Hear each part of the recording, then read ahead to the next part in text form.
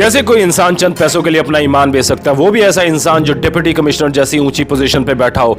ऐसी पोजीशन जिसे पाने के लिए हमारे देश में लाखों बच्चे सालों साल मेहनत करते रहते हैं, लेकिन उनमें से किसी एक स्मार्ट को चुना जाता है इतनी बड़ी जिम्मेदारी उठाने के लिए। जी हाँ, मैं बात कर रहा हूँ एमसीडी के डिप्टी कमिश्नर को, जिसको सीबीआई ने 31 तारीख को 4 लाख रुपए की घूस लेते हुए रंगे हाथों पकड़ा। सोचिए, ऐसी पोजीशन जहां रुतबे की कमी नहीं, इज्जत की कमी नहीं, लोग आपके आगे पीछे हाथ जोड़ के खड़े रहते होंगे, आपको school college universities as a chief guest आपको बुलाती होगी, कहती होगी कि आप 2 शब्द हमारे स्टूडेंट्स बच्चों के लिए कीजिए, हम चाहते हैं कि हमारे बच्चे आपसे मोटिवेट हों और आप जैसे बन सकें। कई फंक्शंस में तो आपने रिबन्स भी काटे होंगे और हो सकता है 15 अगस्त और 26 जनवरी जैसे प्रोग्राम में भी आपने हमारे देश का झंडा फहराया होगा। अफसोस है और शर्म आती है कहते हुए भी, ऐसे लोग जो चंद पैसों के लिए अपना ईमान बेच देते हैं, अगर इन्हें मौका मिले तो शायद ये अपने देश को भी बेच देंगे। पूरा मामला शुरू ही एमसीडी के ऑफिस से होता है, जहां एमसीडी के 2 सस्पेंडेड ऑफिसर से घूस मांगी जाती है।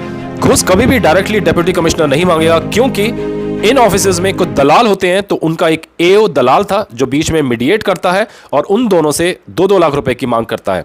बट ये दोनों सस्पेंडेड ऑफिसर हिम्मत दिखाते हुए अपनी शिकायत सीबीआई में दर्ज करा देते हैं। 30 मार्च 2026 सीबीआई अपना जाल बिछाती है।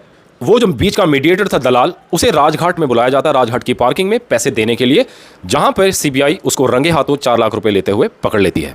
31 मार्च को डिप्टी कमिश्नर को भी अरेस्ट कर लिया जाता है और कोर्ट उन्हें 1 दिन की सीबीआई कस्टडी देती है।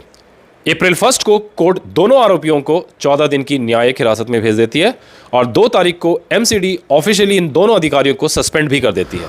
चलिए देखते हैं, कानून तो अब अपना काम करेगा, लेकिन आप और मैं क्या कर सकते हैं, ये सबसे इंपॉर्टेंट है। देखिए, अगर एक मछली पूरे तालाब को गंदा करेगी ना, तो आपको उस मछली को उस तालाब में से बाहर निकालना ही पड़ेगा।